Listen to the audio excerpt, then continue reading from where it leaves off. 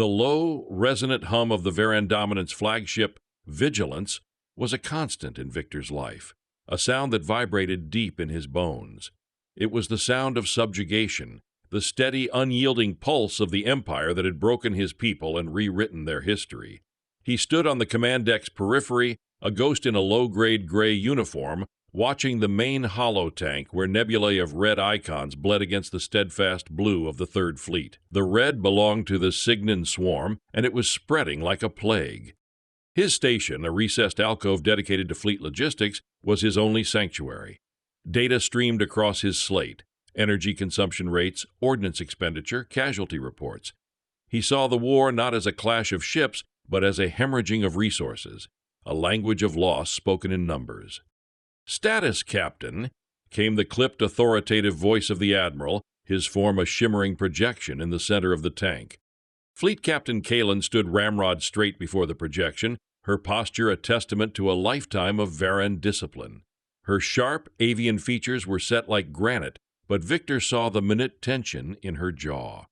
"Sector 4 reports heavy resistance, Admiral. The 12th Battle Group is holding the line, but their energy reserves are critical."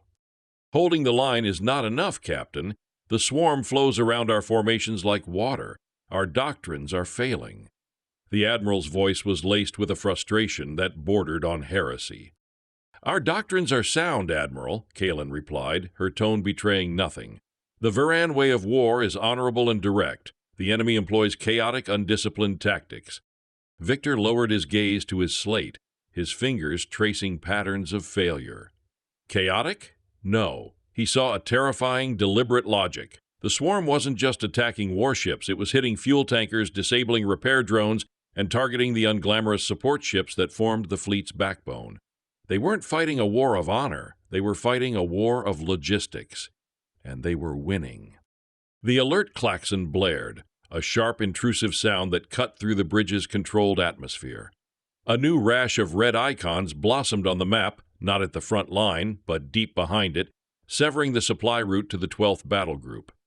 Kaelen's composure finally cracked, a flicker of something cold and sharp in her dark eyes. The Admiral's projection vanished, leaving her alone with the unfolding disaster. "Route auxiliary power to the 12th's defensive screens," she commanded, her voice ringing across the deck. "Send the 5th Destroyer Wing to intercept." "Captain," Victor spoke, his voice quiet but clear in the sudden lull. It was a breach of protocol. He was supposed to be silent wallpaper. Kaelen's head snapped toward him. Her gaze could have stripped paint. "Officer?" He held up his data slate, its screen glowing with color-coded lines of energy distribution. "The 5th will arrive too late. The swarm isn't raiding, Captain, it's pruning. They know our resupply schedule. They knew precisely where to cut." A subordinate Verran officer, Lieutenant Valerius, scoffed from his station. "The human speaks of coincidence. The swarm is a mindless horde." Kaelen's eyes remained fixed on Victor. She walked toward his alcove, her boots making sharp, rhythmic sounds on the deck plating. The other officers watched, a mixture of curiosity and contempt on their faces. She stopped before him, her taller frame casting him in shadow. "Explain." "The attack wasn't on the tankers themselves," Victor said, pointing to a flashing node on his screen.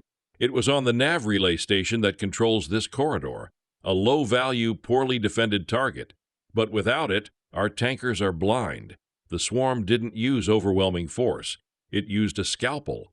This is the 4th time in this cycle they have employed this exact method." Kaelen stared at the slate, then at him. He saw a flicker of reluctant comprehension warring with years of ingrained doctrine. The Verran way was to meet strength with strength, to crush an enemy's fleet. This was something else, something insidious and intelligent. "Your station is logistics, officer," she said, her voice dangerously soft. "Confine your analysis to that. Do not presume to lecture me on strategy." She turned her back on him and strode back to the hollow tank. But Victor saw it.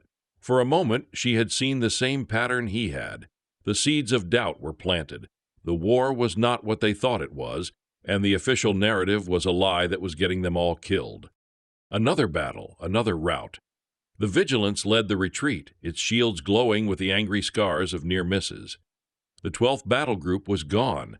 not annihilated in a blaze of glory, but starved, isolated, and picked apart. The official report would read, overwhelmed by superior numbers. Victor's data told a different story. The swarm had committed fewer ships than the Verran force. They had simply been smarter. In the sterile quiet of the post-battle analysis, Kaelen stood over the hollow tank, her arms crossed, her reflection ghostly in the tactical display. The air was thick with unspoken failure. Valerius and the other command staff presented their findings, a litany of excuses couched in military jargon. Unprecedented aggression, atypical flanking vectors, anomalous energy signatures. Victor remained at his station, collating the new data. A cold certainty was crystallizing in his mind. He overlaid the energy expenditure charts from this battle with the last three. The pattern was not just clear, it was elegant.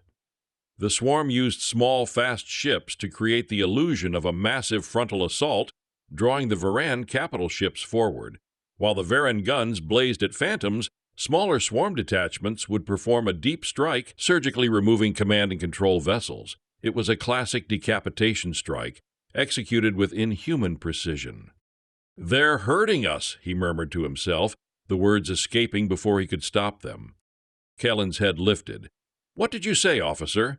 This time, there was no audience. The other officers had been dismissed. Only he and the fleet captain remained. He took a breath, the recycled air tasting stale. "They are manipulating our response, Captain. They know our doctrine. They present a target that our protocols compel us to engage, and while we are committed, they strike at our vulnerabilities." "You are suggesting the swarm has intelligence on Verran military doctrine?" Kaelen's voice was flat, challenging him to state the absurdity outright. "I am suggesting the evidence supports that conclusion," Victor replied, meeting her gaze. He held up his slate again. "Look, the Verran fleet advances in the standard honors edge formation. The swarm responds not by meeting the point, but by peeling away the flanks, starting with the rearmost ships. It's a textbook counter to our most common offensive posture." Kaelen walked slowly toward him, her expression unreadable. "And where would a mindless swarm of alien marauders learn the intricacies of Verran naval strategy?" The question hung in the air. The answer was unthinkable. He didn't have it, not yet. But the feeling, the cold knot of intuition in his gut, was undeniable. The swarm's tactics felt familiar, like a distorted echo of something he couldn't place, something buried deep. That night, sleep offered no escape. The patterns from his screen haunted his dreams, flowing red icons, dying blue lights, and the ghost of a half-remembered strategy. He awoke in his small, featureless cabin with a name on his lips, a name not spoken aloud in Verran territory. Earth. He couldn't shake the feeling. The gnawing suspicion led him down a dangerous path. Using the low-level clearance afforded his station, Victor began to delve into the Verran archives. He didn't search for the Cygnan Swarm. He searched for the First Expansion War. He searched for humanity. The official records were sparse, almost cartoonish. They painted a picture of a brutish, primitive race that fought with more ferocity than intellect, a race that was swiftly and justly pacified by the superior Verran dominance. The records were a monument to Verran glory, but a logistician knows that the truth isn't in the monuments, it's in the ledgers. He bypassed the grand battle reports and pulled the raw data. Shipping manifests from a forgotten Verran outpost on the edge of the Sol system. Fuel consumption logs for the Obliterator-class dreadnoughts that had supposedly glassed the human colonies. Lists of captured equipment, most of it classified as scrap. For 3 rotations, he worked in secret, cross-referencing, collating, building a mosaic from discarded tiles. He ignored the strange looks from Lieutenant Valerius and the growing chill from his few Verran work contacts. He was obsessed. He was hunting for a ghost in the machine. The confrontation came during the 3rd watch of the 4th rotation. He was so engrossed in a recently unarchived manifest, one detailing a surprising quantity of short-range communication drones being shipped to a non-combatant human colony, that he didn't hear her approach. "This is the 3rd time you have accessed the Section 7 archives without authorization, officer." Victor's head snapped up. Fleet Captain Kaelen stood at the entrance to his alcove, her face a mask of cold fury. In her hand was a data slate, undoubtedly showing his activity log. Behind her, Valerius watched with an expression of vindicated satisfaction. "Captain," Victor began, his own slate dimming as he lowered it. "Do not captain me," she hissed, her voice a low threat. "You have been accessing sealed records pertaining to a pacified species, records far outside your logistical purview. This smells of sedition. Give me one reason why I shouldn't have you confined for espionage." His heart hammered against his ribs. This was it, the end of the line. But as he looked at her, at the rigid certainty in her posture, he saw not just an accuser, but a commander desperate for answers she couldn't find in her own doctrines. He made a choice. "Because, Captain," Victor said, his voice steady despite the tremor in his hands, "the answers you are looking for are not in the swarm's tactics. They are in ours, and in the tactics of the people we defeated." He angled his data slate towards her, the screen showing not just the manifest of comm drones, but a corresponding map. It showed the Verran fleet from that historical battle, overextended, its supply lines stretched thin just before it was hit by a rogue asteroid storm that crippled its advance. A storm that erupted from the exact location of that non-combatant colony. Cornered in his alcove, with the threat of a tribunal hanging over him, Victor laid out his discovery. He didn't speak of grand strategy or valor. He spoke of fuel, tonnage, and time.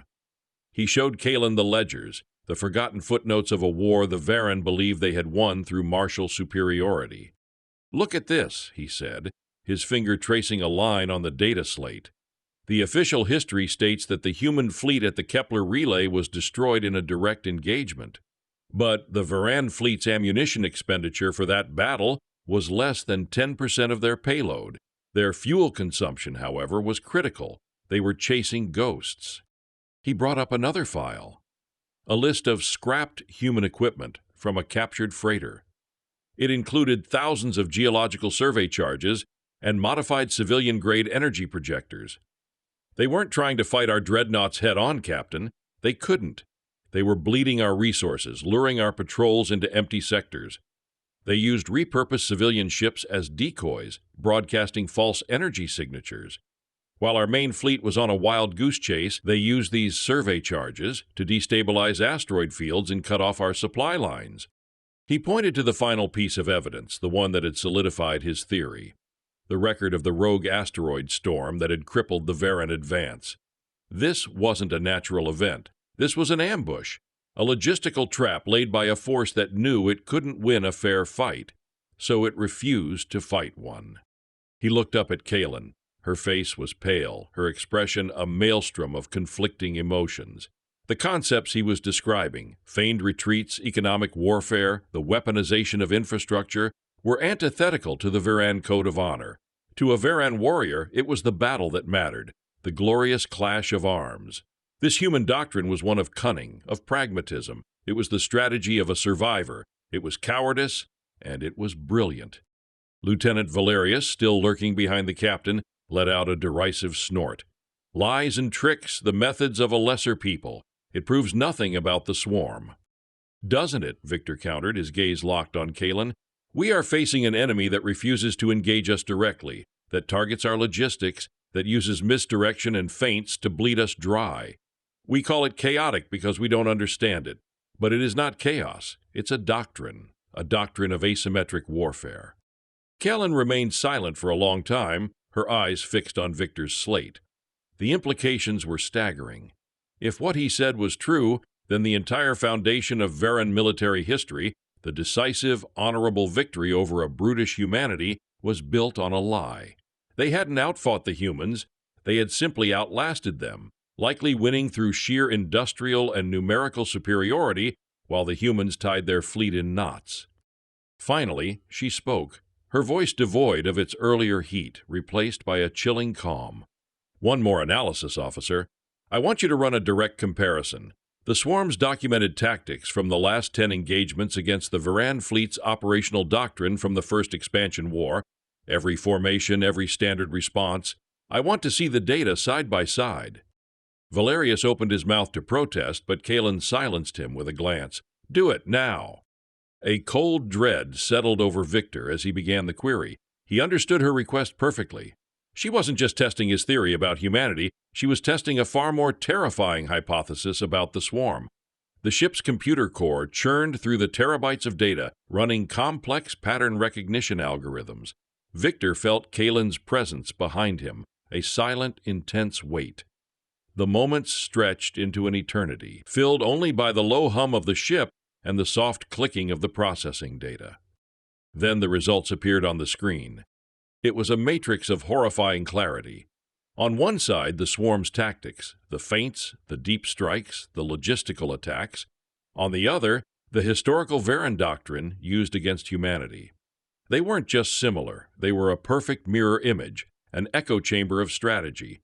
The swarm was countering every Verran move because it was using a perfected AI-driven version of the Verran's own historical playbook. It hadn't just studied their doctrine, it had mastered it, optimized it, and turned it against them with ruthless efficiency. The silence on the command deck was absolute. Valerius stared at the screen, his face slack with disbelief. Kaelen did not move, but Victor saw the subtle tightening of the muscles along her neck. They learned from us," Valerius whispered, the arrogance finally stripped from his voice. "Yes," Kaelen said, her voice like ice.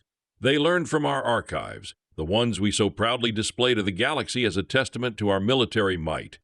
The true twist, the revelation that drove a spike of cold iron through Victor's heart, wasn't just that the swarm was using Verran tactics. It was the implication of why those tactics were no longer working for the Verran themselves. The swarm anticipated every move because it was a predictable, rigid doctrine. And humanity had fought it to a standstill a century ago. The inescapable conclusion hung in the air, a truth more devastating than any swarm weapon. Humanity had not been defeated by superior strategy. They had been overwhelmed, drowned by an industrial machine that could afford to lose ships in strategically bankrupt engagements. The official history was a lie. Earth's name hadn't just been scrubbed to punish a defeated enemy. It had been scrubbed to hide the humiliating truth that the Verran's glorious victory was a hollow one, a triumph of brute force over strategic genius. And now an enemy had come that had learned the Verran's simple song and was using it to tear them apart. Kaelen turned away from the screen, her face a mask of controlled fury. But it wasn't directed at Victor. It was directed at the generations of Verran dogma that had led them to this precipice. She walked to the center of the command deck, her presence commanding the attention of the few remaining officers. "Lieutenant Valerius," she said, her voice cutting through the tension, "you will transfer all command-level tactical data streams to Officer Victor's station. Encrypt them on a closed circuit. You will speak of what you have seen to no one. Your life will be forfeit if you do." Valerius, for the first time, looked truly afraid. He nodded, his eyes wide, and moved to comply without a word. Kaelen faced Victor. The hierarchy between them had shattered. She was no longer just a superior officer, she was a commander who had run out of options, staring at the only man in the fleet who had offered a solution. "They expect us to fall back to the Orion Spur and form a defensive perimeter," she said, more to herself than to him. "It's what our doctrine dictates. It's what the swarm will expect." "It would be a slaughter," Victor stated quietly. "They would surround us and starve us out, the same way the 12th Battle Group fell."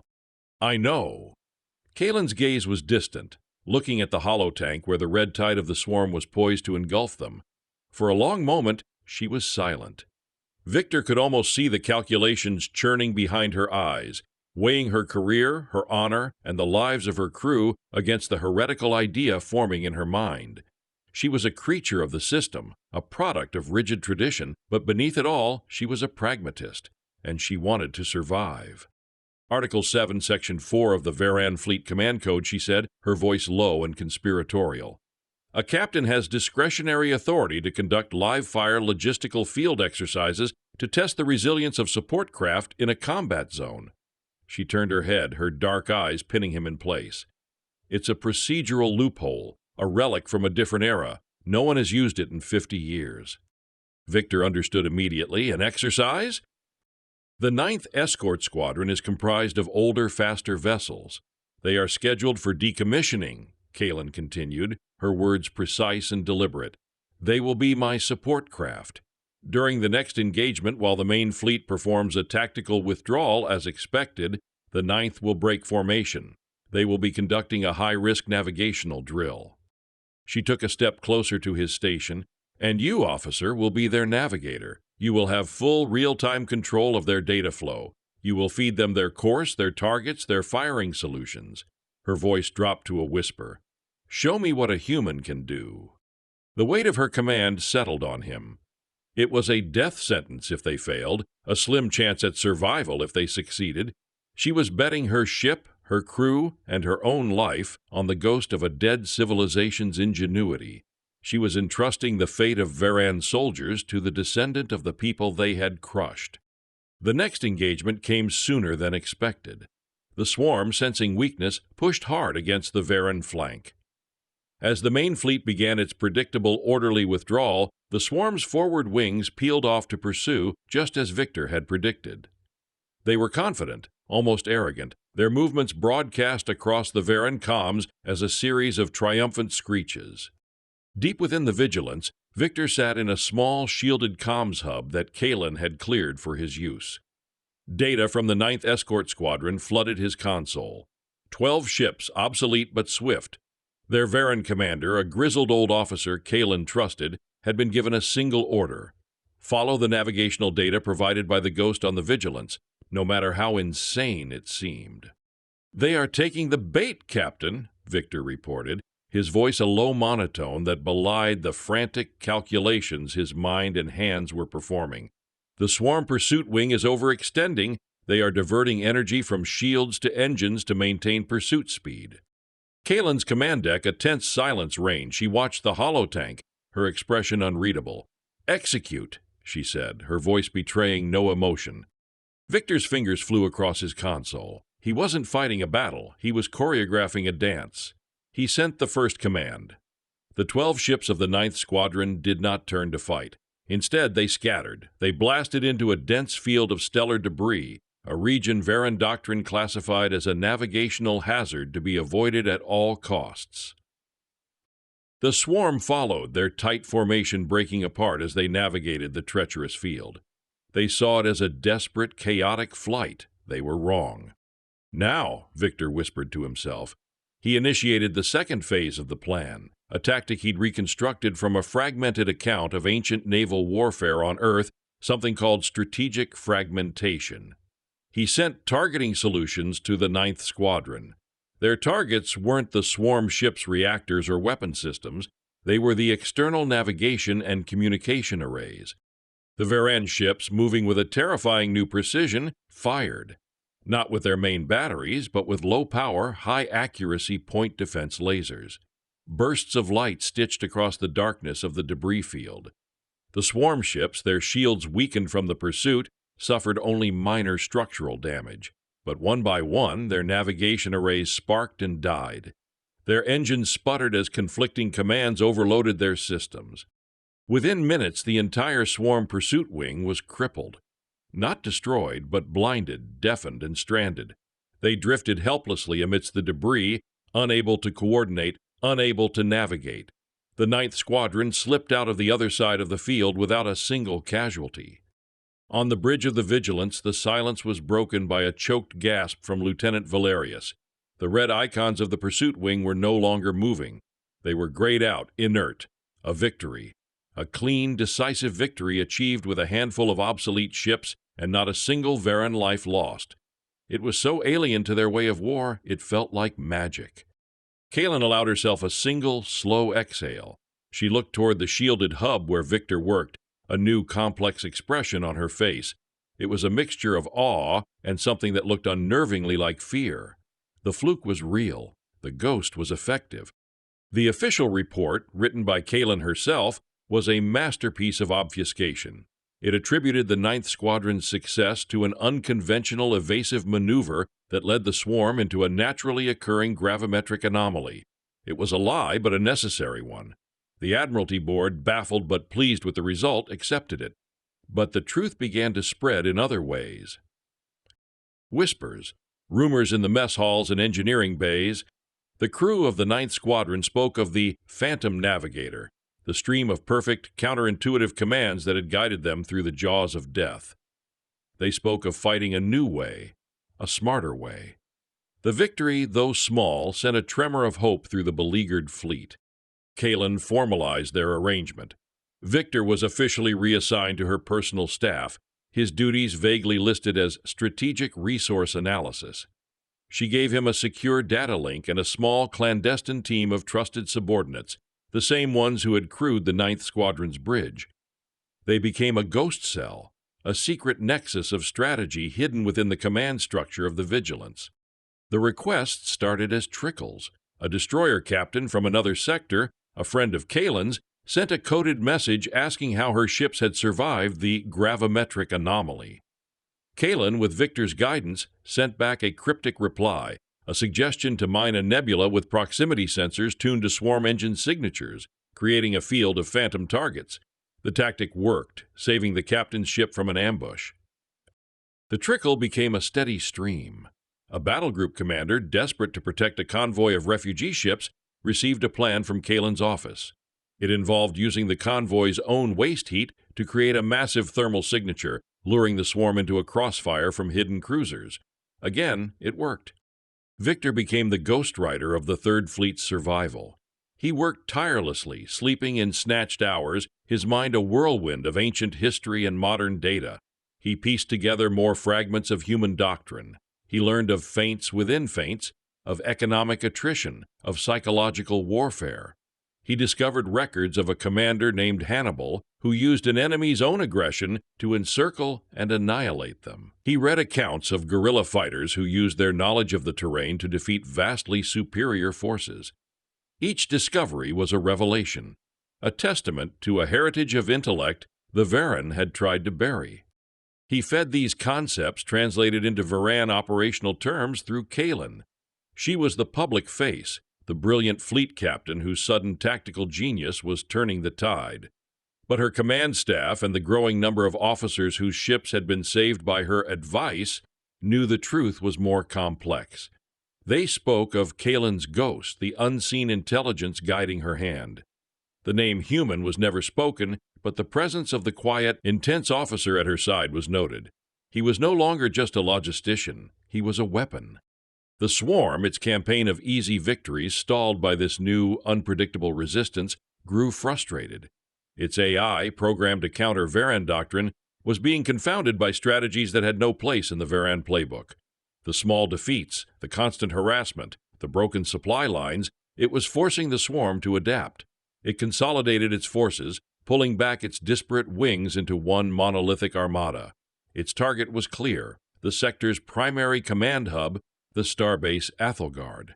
It was an all-or-nothing move, a brute-force assault designed to crush the Verran resistance once and for all.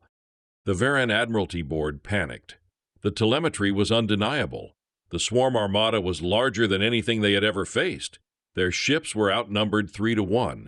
Their doctrines were useless. Retreat was not an option. It was a checkmate. In the final, desperate war council aboard the Vigilance, the air was thick with the stench of despair. Admirals and fleet commanders appeared as grim holograms, their faces etched with the certainty of their impending doom. They debated strategies that all led to the same conclusion: glorious, honorable, and total annihilation. Into this maelstrom of fear, Fleet Captain Kaelen stepped forward. Her voice when she spoke was not loud, but it cut through the din like a shard of glass. "Admirals," she said, her gaze sweeping across the stunned holograms, "you are right. By our own metrics, we cannot win this fight. A direct engagement would be suicide, a fighting retreat, a slow death." She paused, letting the weight of her words settle. "Therefore, we must not fight the battle they expect." She gestured toward the main holotank. A new tactical display materialized, one of such radical design that a murmur of disbelief went through the assembled commanders. It was not a battle plan. It was a diagram of surrender. It showed the Verran fleet collapsing, its flanks caving in, its center falling back in apparent disarray. "A feigned collapse," one admiral scoffed. "They will tear us to pieces." "It will not be a feigned collapse," Kaelen stated calmly. "It will be a real one. We will lure the Swarm into the heart of our formation. We will give them the center." She was presenting them with Victor's grandest reconstruction, a strategy of such audacious risk that it bordered on insanity. A plan based on a battle fought with swords and shields on a dusty plain 2 millennia ago on a world whose name was forbidden, a battle called Cannae. While their main force pushes into our collapsing center, Kaelen continued, her words painting a vivid picture of the trap, our reinforced flanks, which they will have ignored as a non-threat, will not retreat. They will pivot. They will close behind the swarm's advance like a jaw, cutting off their egress. We will not destroy their fleet. We will imprison it. The admirals stared, dumbfounded. The plan was anathema to every principle they held. It relied on deception, on sacrificing the center, on a level of coordinated decentralized command they had never before attempted. It was a human strategy. It was Victor's strategy.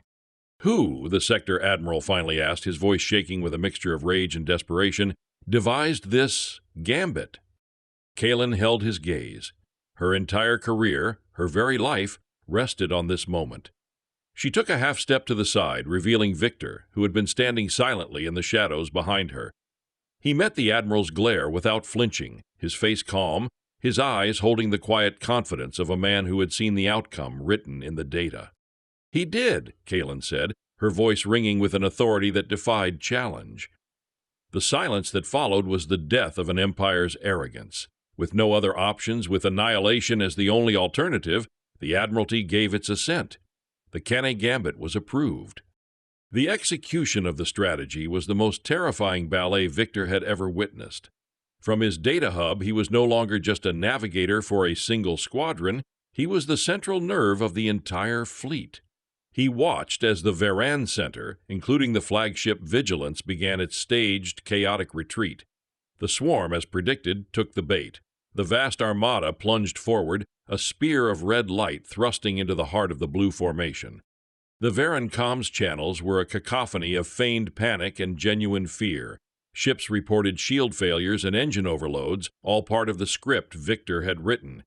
To the swarm's cold logical AI, it was the signature of a fleet in its death throes. Kaelen stood on her bridge, her expression like stone, watching the main holotank as the swarm ship surged past her. "Hold," she commanded, her voice a low anchor in the storm. "Hold." Victor's focus was absolute. His mind was a universe of vectors, timers, and energy signatures. He watched the swarm's rearmost ships clear the designated perimeter. The trap was set. "Now, Captain," he transmitted, his voice calm. "Close the jaw." Kaelen's command was a single sharp word: execute. Across the starfield, the Verran flanks, which had been drifting like dead weight, roared to life. They did not turn to attack. They pivoted. Two massive arcs of Verran warships surged inward behind the swarm armada, their movements not a charge, but a terrifyingly precise closing maneuver. They fired, but not to destroy. They deployed thousands of interdiction mines, creating an impassable wall of gravimetric distortion that severed the swarm's path of retreat. The swarm was encircled. Their forward momentum carried them deeper into a box from which there was no escape. Their supply lines were cut. Their reinforcements were locked out. Panic, a concept their AI likely had no word for, rippled through their fleet. Their formations broke. They were no longer a conquering armada. They were a swarm in a bottle. The battle, for all intents and purposes, was over. The Verran fleet had not won by destroying the enemy, but by utterly breaking their cohesion and strangling their ability to fight. It was a victory of intellect over force, a triumph so complete and so alien that it left the Verran command structure in stunned silence. In the aftermath, the summons came.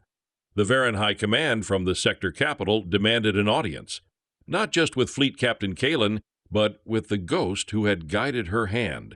Victor stood in the center of the Admiralty chamber. It was a vast, cold space, designed to intimidate. Admirals and high ministers, beings who had ruled his people as a lesser caste for a century, stared down at him from their tiered platforms. Kaelen stood beside him, a silent, steadfast presence. "Fleet Captain Kaelen," the High Admiral began, his voice echoing in the chamber, "you have achieved a victory that our finest minds deemed impossible. You employed tactics that do not exist in our histories. Explain yourself." Kaelen did not flinch. "Admirals, the victory was not mine. The strategy was not new. It was merely forgotten. She looked at Victor. It was his turn. He stepped forward. His voice when he spoke was not loud, but it filled the cavernous room. The strategies that defeated the swarm were not Verran, they were human. A wave of shock and outrage washed over the chamber. Ministers rose from their seats, their voices a rising tide of denial. Lies, the humans were primitives, brutes. Victor waited for the noise to subside. Then he raised his data slate, projecting a single image into the air for all to see. It was not a weapon or a ship. It was a simple, elegant diagram of the canny encirclement, taken from a 2,000-year-old historical file he had unearthed. Your histories call us brutes because we refused to fight the war you wanted, Victor said, his voice cutting through their prejudice. We couldn't match your ships, so we targeted your supply lines. We couldn't match your firepower, so we used cunning. You erased our history not because we were weak, but because our way of fighting was a testament to the fact that there is more to war than honorable direct conflict, a truth your pride could not accept. He looked from one stunned face to another. The swarm defeated you because it learned your doctrine. We survived because we wrote our own. The strategies I used were the echoes of my ancestors, pieced together from the fragments you tried to erase. The chamber was utterly silent. The foundation of their culture, their unshakable belief in their own superiority, had been shattered. They had been saved from extinction by the ghost of the people they had subjugated, by the intellect they had deemed primitive. The High Admiral sank back into his chair, his face pale. He stared at Victor, his eyes holding a new, terrifying understanding. The name of that forgotten homeworld, once a byword for defeat, now held a different meaning. It was a wellspring of genius, a font of strategy so deep and complex they had failed to even comprehend it. The High Admiral leaned forward, his voice barely a whisper, a question directed not to a subordinate, but to an enigma, a question that would now echo across the stars alongside the name of his people. What else, he asked, his voice filled with a desperate, fearful awe, did your people know? The hum of the vigilance was no longer a sound of subjugation for Victor. It was the pulse of a new beginning, a complex melody of ambition and survival. 3 rotations had passed since the Caste gambit, and the Verran dominance, once rigid and unyielding, was beginning to bend. The victory at Ethelgard had been a brutal shock to their system, a direct challenge to every tenet of their martial pride. It had also been their salvation. Victor's alcove, once a solitary sanctuary, was now a bustling hub. Lieutenant Valerius, stripped of his arrogance, served with a quiet, almost deferent efficiency, coordinating the influx of data from across the fleet.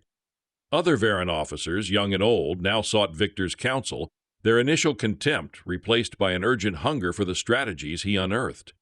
The whispers of Kaelen's ghost had solidified into a grudging respect and sometimes even admiration for the human strategist. Kaelen herself was a whirlwind of controlled energy. The High Admiral had, with astonishing speed, appointed her fleet commander of the sector, bypassing numerous senior officers. Her meteoric rise was a testament to the desperate times and to the undeniable effectiveness of Victor's methods. She still commanded the vigilance, but her bridge now functioned as the operational heart of a rapidly evolving war. The swarm, though contained at Ethelgard, was far from defeated. They had adapted as all intelligent enemies do. Their AI, once predictable in its adherence to Verran doctrine, was now displaying flashes of unpredictable aggression, testing new approaches. This made Victor's task even more critical, forcing him to delve deeper into the forgotten wellspring of human ingenuity. He spent endless hours in the revitalized Section 7 archives, now granted unrestricted access. The data he pulled was no longer hidden or scrubbed. The High Command, in a stunning reversal, had ordered a comprehensive reevaluation of all historical records pertaining to the First Expansion War. The true story of humanity's defiance was beginning to emerge, not as a monument to Verran glory, but as a chilling indictment of their past arrogance. One evening, Kaelen found him poring over a newly unarchived file.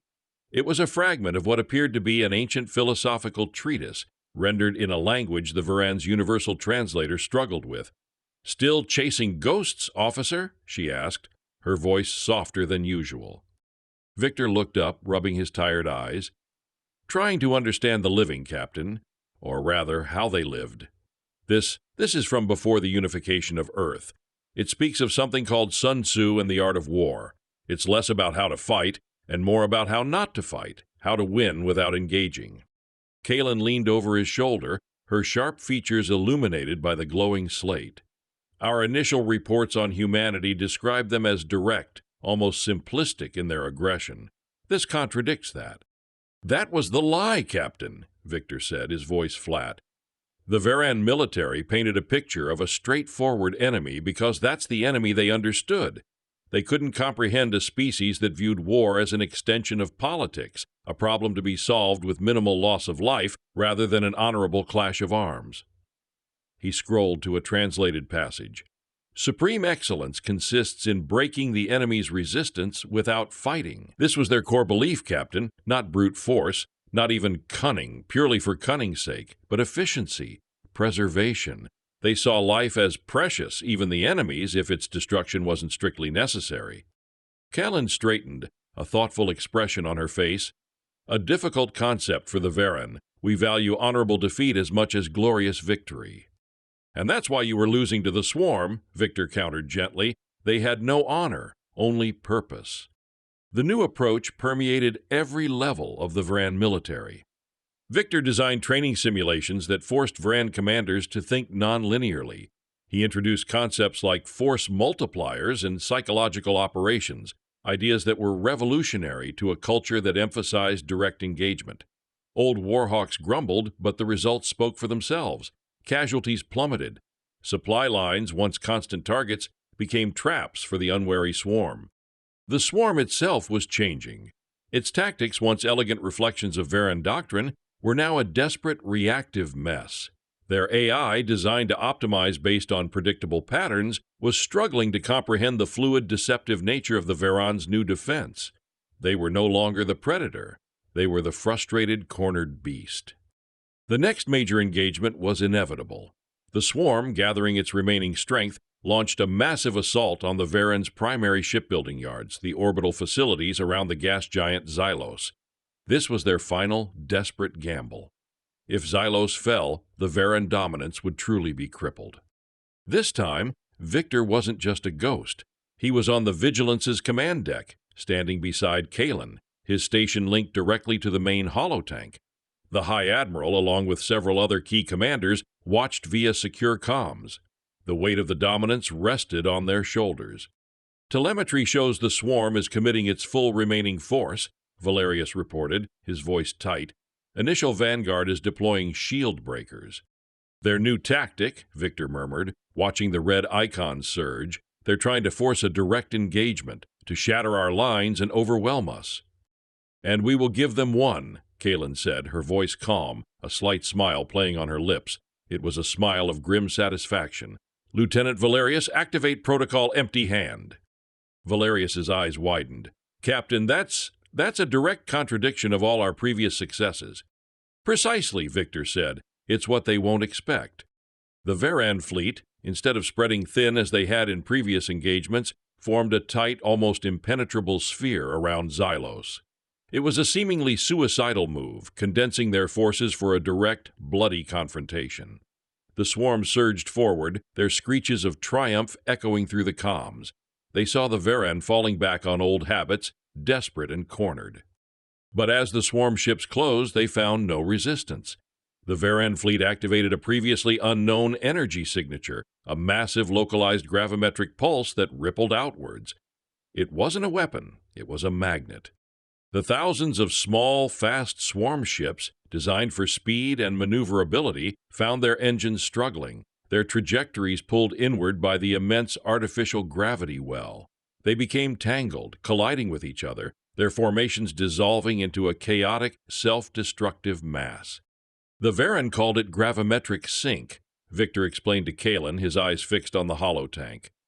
"I reconstructed it from fragments of a human defensive strategy used to draw in and disrupt enemy formations before an agricultural colony was attacked. It was deemed dishonorable by your ancestors." The swarm's advance turned into a maelstrom of confusion. Their AI, unable to process this unprecedented environmental manipulation, issued conflicting commands. Ships crashed, shields flickered, and the coordinated assault dissolved into a desperate struggle against an unseen force. "Now, Captain," Victor said, his voice sharp, "release the hounds." Kaelen's command was immediate. From within the gravimetric sink, small, sleek Verran craft, previously hidden, surged outwards. They weren't warships. They were modified cargo vessels, packed not with ordnance, but with highly volatile, unstable energy conduits. They smashed into the disoriented swarm ships, not exploding, but creating localized energy surges that overloaded the swarm's adaptive shields, leaving them vulnerable. Then, from the outer perimeter of the gravimetric sink, the Verran fleet opened fire, not with a barrage of full-power broadsides, but with precise, surgical strikes. They targeted the newly exposed power conduits and central processing units of the disoriented swarm vessels. The battle was a massacre, but it was not glorious. It was efficient. It was brutal. It was human. The victory at Xylos was absolute. The swarm armada, once an unstoppable tide, was broken. Scattered remnants fled, but their core fighting force was annihilated. The Verran dominance had survived, not by outfighting their enemy, but by outthinking them, by abandoning centuries of rigid dogma in favor of a pragmatism born of desperation and guided by a forgotten past. In the aftermath, the Verran dominance was irrevocably changed. The narrative of their origins, their glorious conquests, lay shattered. The High Admiral, in an unprecedented move, addressed the entire fleet. He spoke of the re-evaluation of historical truths and obliquely referred to the unconventional tactical genius that had saved them. He didn't name Victor or humanity directly, not yet. But the seeds were planted.